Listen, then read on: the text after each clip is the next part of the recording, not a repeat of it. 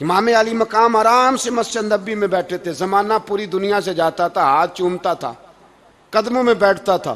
اتنے بڑی عظمت والی بھی کوئی شخصیت ہوگی جس کے رگوں میں رسول اللہ کا خون دوڑتا ہے، جسے حضور اپنی زبان مبارک اس طرح وہ چوسا کرتے تھے جیسے عرب کے لوگ پیاس کے عالم میں کھجور چوسا کرتے تھے۔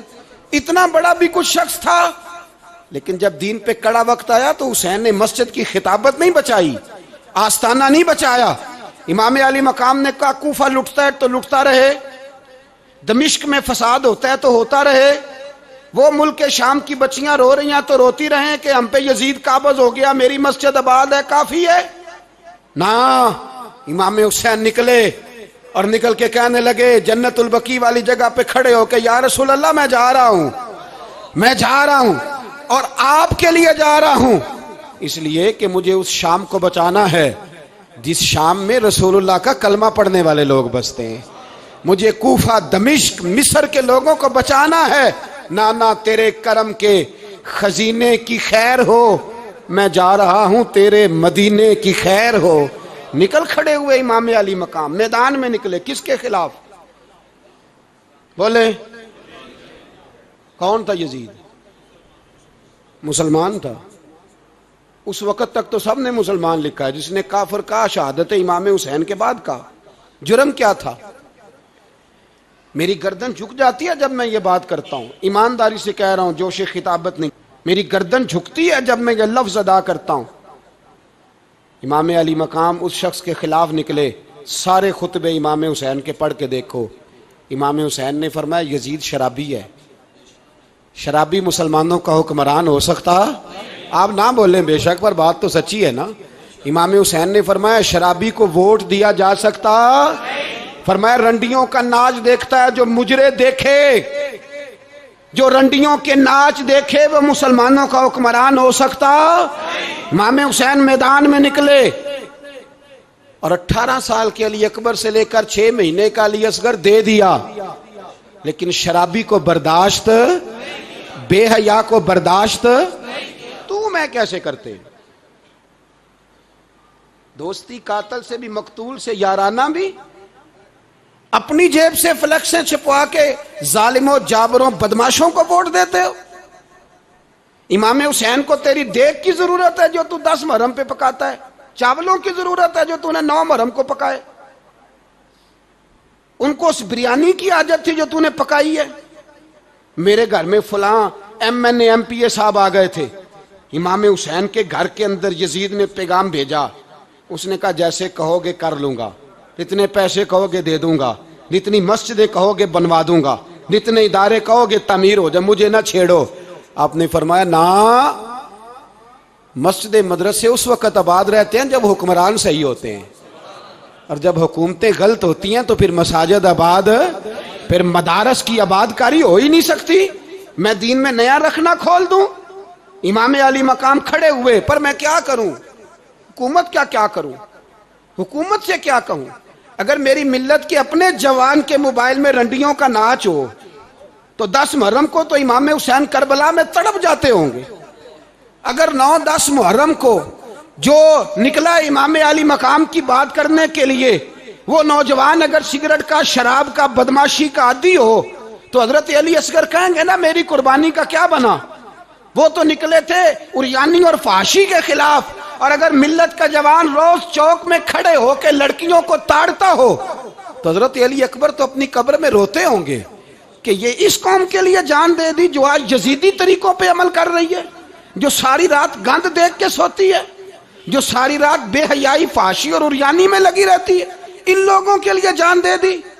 اتنا ظلم ان شہیدوں کے ساتھ، اور 10 محرم کو دیگ پکا کے کہتا ہے میں امام حسین کا ماننے والا ہوں، میں امام علی مقام سے پیار کرنے والا ہوں۔ نہ بھائی، نہ دو رنگی چھوڑ کے یک رنگ ہو جا، سراسر موم ہو جا یا سنگ ہو جا، امت مسلمہ کو بیدار ہونا پڑے گا۔ امام علی مقام میدان میں نکلے، ڈٹ کے نکلے، اور امام نے فرمایا میدان میں نکل کر کہ میرا وطن مدینہ ہے، میرا وطن مدینہ ہے، پر مدینہ بعد میں، رسول اللہ کا دین پہلے۔ تو پاکستان کی بات کرتا ہے؟ امام علی مقام نے فرمایا مدینے کی شریعت بعد میں، رسول اللہ کا دین پہلے، اور تیرے تو بچے عام سے ہیں.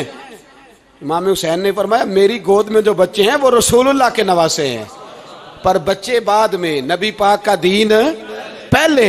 آپ نے فرمایا تیری بیٹی بڑی باوقار ہوگی، اس کی بڑی عزت ہے، تو کہتا ہے بیٹی کی وجہ سے بلیک میل ہو گیا.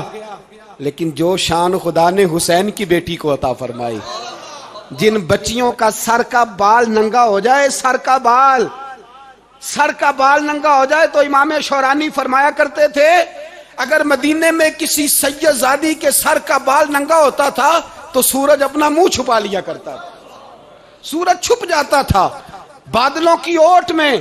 اور مدینے والے سمجھ لیتے تھے کہ گھر میں کام کرتے کرتے کسی سید زادی کے سر کا کوئی بال ننگا ہو گیا. ان شہزادیوں کا اتنا وقار. پر امام علی مقام نے فرمایا بیٹیوں کی فکر بعد میں، رسول اللہ کا دین پہلے رسول اللہ کا دین. قوم مذہب سے ہے، مذہب جو نہیں تم بھی نہیں. یاد رکھ میرے بھائی، امام علی مقام رضی اللہ تعالیٰ عنہ نے میدان میں نکل کر پہلے مذہب کی بات کی. اور آج دین نبی دا وانگ یتیمہ رووے تے کرلاوے تے آکھے میں کتھوں لبا عمر بہادر، میں کتھوں لبا عمر بہادر جڑا مینوں سینے لاوے.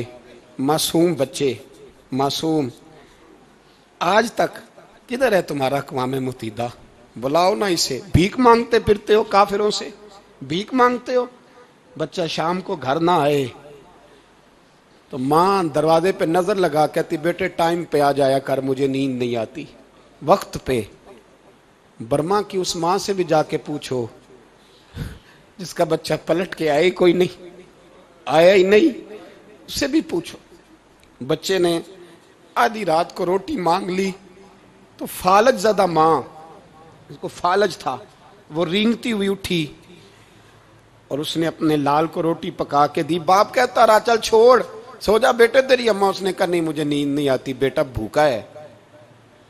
اس ماں سے بھی کبھی پوچھ، اس ماں سے جو بنگلہ دیش کے خیمے میں بیٹھی ہے تو بی بی سی لندن کا رپورٹر کہتا ہے کہ تیری خواہش کیا ہے؟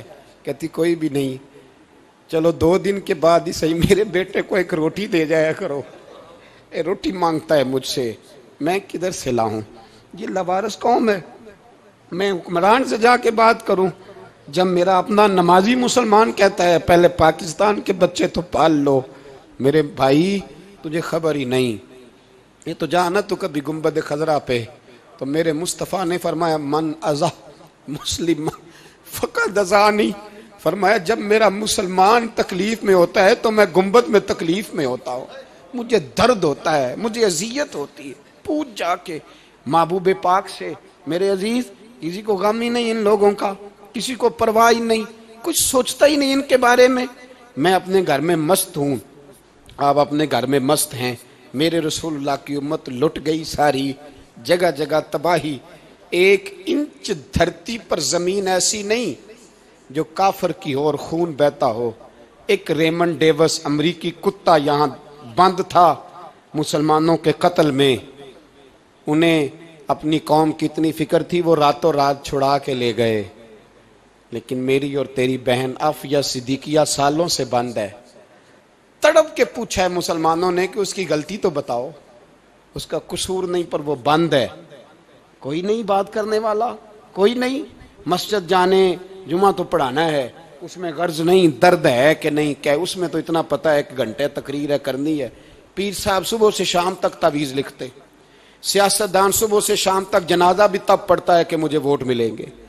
تاجر کہتا ہے بس دکان چلنی چاہیے، مر جائے میری طرف سے ساری دنیا. بس کرو، اس خول سے باہر نکلو. اے نوجوان مسلم، کبھی یہ تدبر بھی کیا تو نے وہ کون سا گردوں ہے جس کا ہے تو ایک ٹوٹا ہوا تارا؟ تو نے سوچا ہی نہیں کبھی؟ تجھے کبھی خبر ہی نہیں ہوئی کہ یہ کس قدر بڑا کام تھا؟ میرے رسول پاک صلی اللہ علیہ وسلم کے غلاموں جاگو. میں دعائی دیتا پھرتا ہوں، میں کہتا ہوں جٹ بن کے بڑا جی لیا، بٹ رائیں انصاری بن کے بڑا جیا. بس کر دو، بس کر دو. اب مسلمان بن کے جینا سیکھو. اب اپنی پہچان رسول اللہ کی غلامی بناؤ. اب کہو پہلے دین باقی ہر چیز بعد میں. بس کرو، بہت ہو چکا ہمارے ساتھ. اب تھوڑا جاگو. میں تو کبھی کبھی سوچتا ہوں لگتا ہے رب بھی ناراض ہو گیا ہے اور ہمیں منانے کا طریقہ بھی بھول گیا ہے. نہ ہماری مسجدوں میں تہجد پڑھی جاتی ہے، نہ کسی کو نماز توبہ یاد رہی، نہ کوئی استسقاء والا ہے، کوئی نہیں. جو پیر صاحب کے پاس جا کے بیٹھتا ہے تھپکی دیتے ہیں، کہتے ہیں جا تیرا کام ہو جائے گا، موج کر. کبھی نہیں کو کہتا توبہ بھی کر، استغفار بھی پڑھ، یہ داڑھی پوری کر، دین رسول اللہ کا اس کی طرف تو توجہ کر. کوئی تبلیغ ہی نہیں کرتا، سارے پھوکا پھاکی پہ لگ گئے ہیں. کوئی خیال ہی نہیں آ رہا کسی شخص کو کہ ہماری تباہیوں کا سبب کیا ہے. علاقہ تک قبرص فتح ہوا، تمام لوگ نعرے لگا رہے ہیں. حضرت ابو ذر غفاری کونے میں بیٹھ کے رونے لگ گئے. مسلمانوں کو فتح ملی، سب لوگ نعرے لگا رہے ہیں، خوشی ہو رہی ہے کہ علاقہ فتح ہو گیا. حضرت ابو ذر غفاری رونے لگے اور تڑپ کے روئے. لوگوں نے کہا ابو ذر کیوں روتے ہو؟ آپ فرمانے لگے یہ لوگ برسوں سے قابض تھے اس شہر پر، یہ جن لوگوں سے آج ہم نے لیا ہے یہ برسوں سے، دل کے کانوں سے کھل سننے والی بات ہے. فرمانے لگے یہ برسوں سے قابض تھے، انہوں نے اللہ کی نافرمانی کی ہے تو آج علاقہ ان کے ہاتھوں سے نکل گیا ہے. میں رو اس لیے رہا ہوں کہ خدایا کہیں ہم سے بھی نافرمانی نہ ہو اور یہ ہمارے ہاتھوں سے بھی نہ نکل جائے.